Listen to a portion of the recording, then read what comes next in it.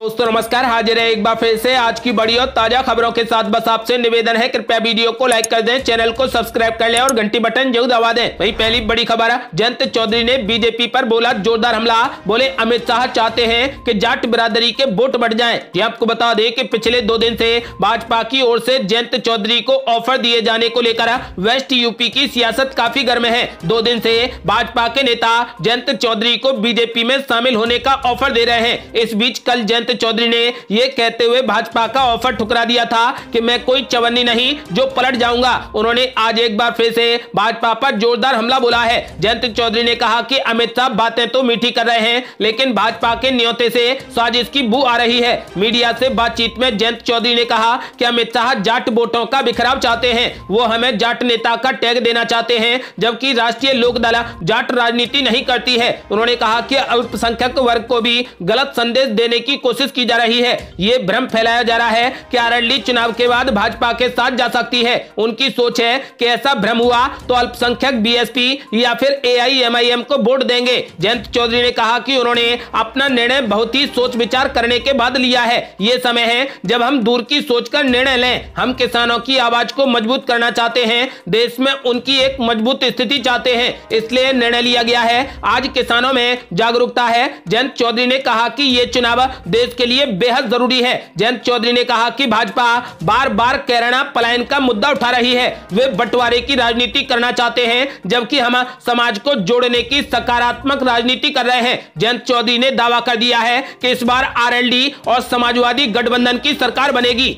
और बड़ी खबर, शाहजहांपुर में गरजे जेपी नड्डा। बोले समाजवादी पार्टी अपने काम के आधार पर कभी वोट मांगने नहीं आई, वो तो हर चुनाव में नए नए वादे करती है। ये आपको बता दें कि भाजपा अध्यक्ष जेपी नड्डा ने विपक्षी दलों समाजवादी पार्टी, बहुजन समाज पार्टी और कांग्रेस पर जमकर प्रहार किया तथा अपनी पार्टी के नेतृत्व वाली केंद्र सरकार और राज्य सरकार की उपलब्धियां गिनाई। जेपी नड्डा ने कहा कि समाजवादी पार्टी काम के आधार पर वोट मांगने कभी नहीं आई है, वो तो हर बार चुनाव में नए नए वादे करती है और आगे बढ़ जाती है, परंतु Bharatiya Janata party report card के आधार पर ही आगे बढ़ी है। जेपी नड्डा ने यहां प्रभावी मतदाता संवाद कार्यक्रम में कार्यकर्ताओं को संबोधित करते हुए पूछा कि क्या समाजवादी पार्टी 2017 में काम के आधार पर वोट मांगने आई थी। उन्होंने कहा कि हर बार सपा चुनाव के वक्त नए नए वादे करके आती है और बाद में आगे बढ़ जाती है, परंतु प्रधानमंत्री नरेंद्र मोदी ने सिखाया है कि हमारी पार्टी रिपोर्ट कार्ड के आधार पर ही आगे बढ़ेगी और भाजपा ने जो कहा है वो करके भी दिखाया है। उन्होंने मतदाताओं से कहा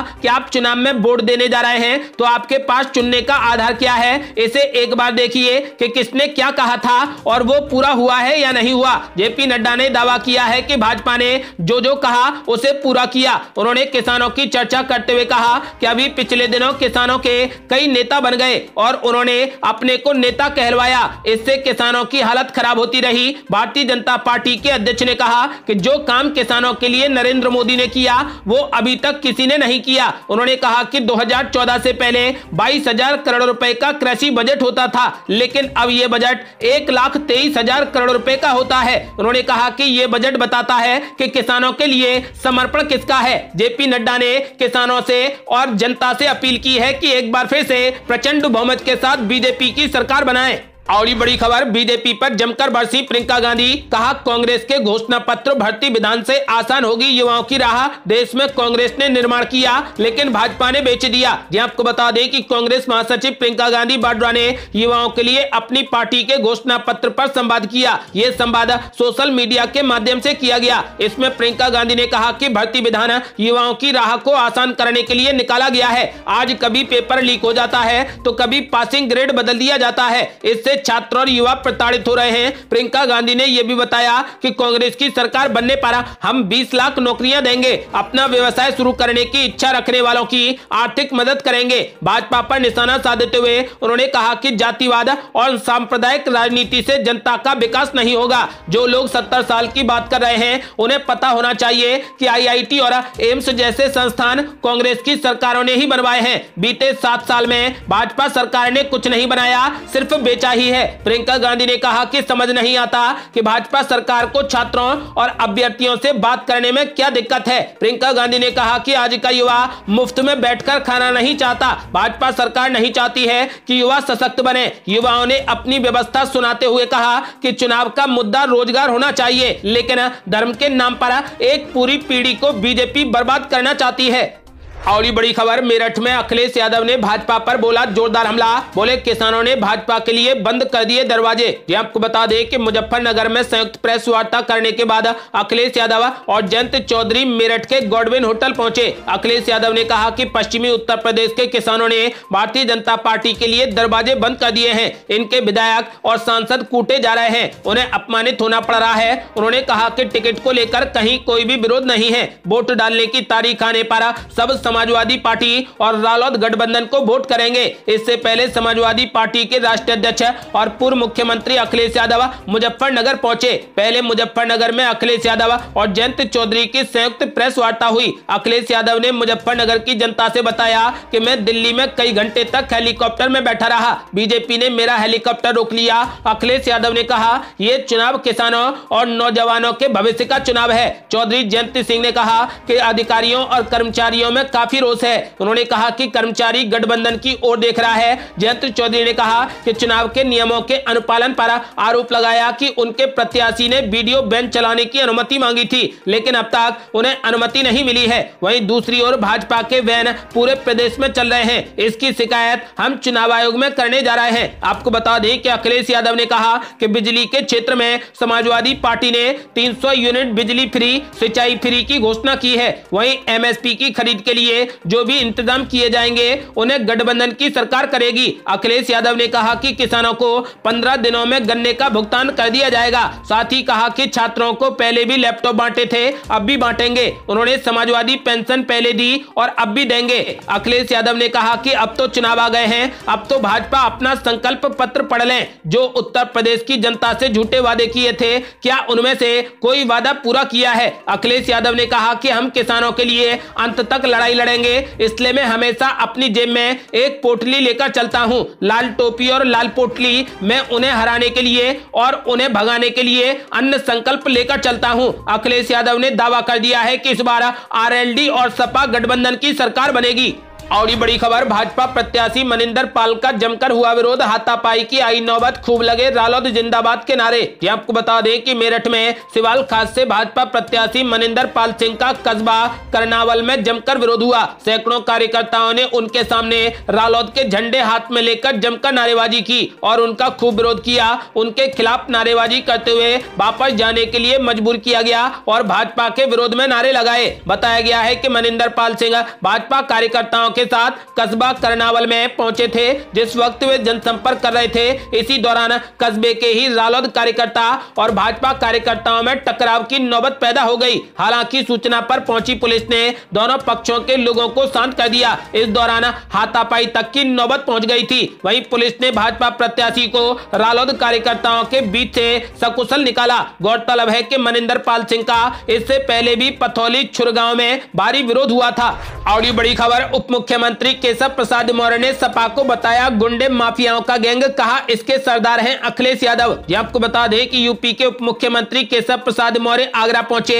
यहां उन्होंने प्रभावी मतदाता संवाद कार्यक्रम को संबोधित किया। मौर्य ने कहा कि आगरा उत्तर प्रदेश के चुनाव में प्रेरणा का केंद्र बनेगा। 2022 का चुनाव 2024 के चुनाव से जुड़ा हुआ है। 2017 में मुख्यमंत्री योगी ने विकास के नए युग की शुरुआत कर दी है। गुंडे और अपराधियों को जेल भेजा और प्रदेश की 24 करोड़ जनता को सुरक्षा का एहसास कराया। इस दौरान उन्होंने सपा अध्यक्ष अखिलेश यादव पर जमकर हमला बोला। केशव प्रसाद मौर्य ने कहा कि समाजवादी पार्टी गुंडे, माफिया और दंगाइयों का गैंग है और इसके सरदार अखिलेश यादव हैं। जिन लोगों ने कैरेना में पलायन कराया, इस पार्टी ने उन्हीं लोगों को टिकट थमा दिए। हम विश्वास दिलाते हैं कि भाजपा की सरकार आने पर हम फिर से गुंडों को वापस जेलों में भेजेंगे। समाजवादी पार्टी की सरकार थी तो पुलिस अपराधियों से डरती थी, लेकिन अब अपराधी पुलिस से डरता है। है। उनके पास तमंचे हैं, अपराधी हैं, गुंडे हैं, हमारे पास 24 करोड़ जनता का सुरक्षा कवच है। उप मुख्यमंत्री ने कहा कि डबल इंजन की सरकार ने प्रदेश की जनता को तमाम लाभकारी योजनाओं से लाभान्वित किया है, जबकि 2017 से पहले गुंडे माफिया के गैंग जिले चला रहे थे। उन्होंने कहा कि अखिलेश यादव एंड कंपनी सत्ता में आने के मुंगेरी लाल के सपने देख रही है। सपा का आगरा में खाता भी नहीं खुल रहा है। समाजवादी पार्टी आगामी चुनाव में समाप्तिवादी पार्टी बनेगी। प्रभावी मतदाता संवाद कार्यक्रम के बाद उप मुख्यमंत्री जनसंपर्क कर भाजपा प्रत्याशियों के लिए वोट मांगे। आपको बता दें कि उन्होंने भाजपा को वोट मांगते हुए जनता से अपील की कि एक बार फिर से भाजपा की प्रचंड बहुमत की सरकार बनाएं। और ये बड़ी खबर, जीतने को करहल भाजपा ढूंढ रही, अखिलेश का हल अब तक नहीं उतारा प्रत्याशी। जी आपको बता दें कि मैनपुरी जिले की विधानसभा सीट करहल से सपा अध्यक्ष अखिलेश यादव मैदान में हैं। वहीं भाजपा ने अब तक यहां अपने प्रत्याशी की घोषणा नहीं की है। तीसरे चरण में मैनपुरी की चारों सीटों पर चुनाव होना है। इसके लिए 25 जनवरी से नामांकन भी शुरू हो गया है। इसके बाद भी भाजपा में करहल सीट के प्रत्याशी को लेकर मंथन जारी है। दरअसल यहाँ भाजपा अखिलेश यादव की टक्कर का प्रत्याशी ढूंढने में लगी है। और बड़ी खबर, किसान नेता राकेश टिकैत को लेकर अखिलेश यादव ने कर दिया बड़ा ऐलान। बोले राकेश टिकैत समाजवादी पार्टी को करेंगे समर्थन। ये आपको बता दें कि यूपी का सियासी संग्राम अब दिलचस्प हो चला है। समाजवादी पार्टी अध्यक्ष अखिलेश यादव और आरएलडी अध्यक्ष जयंत चौधरी ने मुजफ्फरनगर में साझा प्रेस कॉन्फ्रेंस को संबोधित किया। इस दौरान अखिलेश यादव ने राकेश टिकैत को लेकर बड़ा बयान दिया है। उन्होंने कहा कि राकेश टिकैत जी को मैं समझा दूंगा, वो हमारे ही रथ में बैठेंगे। ये प्रेस कॉन्फ्रेंस ऐसे समय में हुई है जब बीजेपी ने जयंत चौधरी को साथ में आने का न्योता दे दिया है और आरएलडी अध्यक्ष इस ऑफर को ठुकरा चुके हैं। अखिलेश यादव ने कहा कि बीजेपी और अमित शाह का न्योता स्वीकार कौन करेगा, उनके हालात कैसे हैं, उन्हें अब न्योता देना पड़ रहा है। अखिलेश यादव ने कहा कि आज जयंत चौधरी और मैं विरासत को आगे बढ़ा रहे हैं। ये चुनाव चौधरी चरण सिंह की विरासत को आगे बढ़ाने का भी है, जो किसानों को संपन्न बनाना चाहते थे। अखिलेश यादव ने कहा कि बीजेपी अपना संकल्प पढ़े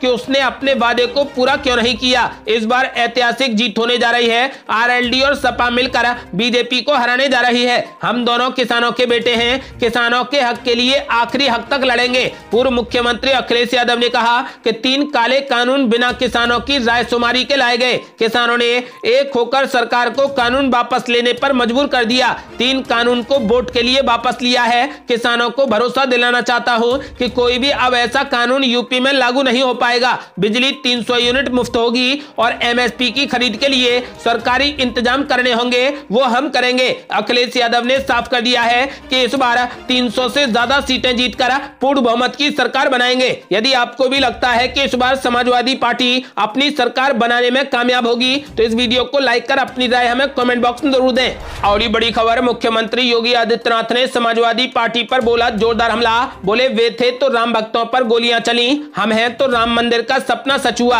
आपको बता दें कि उत्तर प्रदेश विधानसभा चुनाव में पहले चरण की वोटिंग 10 फरवरी को होगी। मतदान की तारीख करीब आ रही है। ऐसे में राजनीतिक पार्टियों में बार पलटवार भी तेज होते जा रहे हैं। सूबे के मुख्यमंत्री योगी आदित्यनाथ समाजवादी पार्टी पर जमकर हमलावर हैं। समाजवादी पार्टी पर हमला करते हुए योगी आदित्यनाथ ने कहा कि वे थे तो राम भक्तों पर गोलियां चली, हम हैं तो श्री रामलला विराजमान का स्वप्न साकार हुआ। मुख्यमंत्री योगी ने लिखा कि वे थे तो राम भक्तों पर गोलियां चली, शिव भक्त कावड़ियों की यात्राएं रद्द हुई, सैफई महोत्सव के कारनामे हुए, हम हैं तो श्री रामलला विराजमान का स्वप्न साकार हुआ, शिव भक्त कावड़ियों पर हेलीकॉप्टर से पुष्प वर्षा हुई, दीपोत्सव रंगोत्सव उत्तर प्रदेश की पहचान बने। मुख्यमंत्री योगी आदित्यनाथ ने जिन्ना का नाम लेकर भी समाजवादी पार्टी पर जमकर हमला बोला। आपको बता दें कि उन्होंने एक बार फिर ट्वीट करते हुए सपा पर निशाना साधा और कहा कि वो जिन्ना के उपासक हैं, उनको पाकिस्तान प्यारा है। योगी आदित्यनाथ ने अपने आधिकारिक ट्विटर हैंडल पर ट्वीट किया और लिखा कि वे जिन्ना के उपासक हैं, हम सरदार पटेल के पुजारी हैं, उनको पाकिस्तान प्यारा है, हम मां भारती पर जान न्यौछावर करते हैं। योगी आदित्यनाथ के निशाने पर समाजवादी पार्टी खासतौर पर है। यही वजह है कि वो कभी तो सपा के उम्मीदवारों की लिस्ट पर सवाल उठाते हैं तो कभी उन्हें गुंडों और तमंचावादियों की पार्टी कहकर घेरने की कोशिश कर रहे हैं। मुख्यमंत्री योगी ने आज कई ट्वीट किए। उन्होंने अपने एक ट्वीट में मेरठ का नाम लेकर सपा पर हमला बोला। मुख्यमंत्री योगी ने लिखा कि मेरठ जो 5 वर्ष पहले मजहबी दंगों की आग में झुलसता था, कर्फ्यू के कारण लोग घरों में कैद रहने को विवश थे, आज यहाँ पर समृद्धि के नए मानक स्थापित हो रहे हैं। बेटियां सुरक्षित हैं और मातृशक्ति का सम्मान है। रंगदारी मांगने वाले अब जान की भीख मांग रहे हैं। आपको बता दें कि योगी आदित्यनाथ ने जनता से अपील की है कि वो एक बार फिर से काम के आधार पर प्रचंड बहुमत की बीजेपी की सरकार बनाए। ये थी अब तक की बेहद बड़ी खबरें। यदि आप भी चाहते हैं कि भारत जल्द से जल्द कोविड मुक्त हो जाए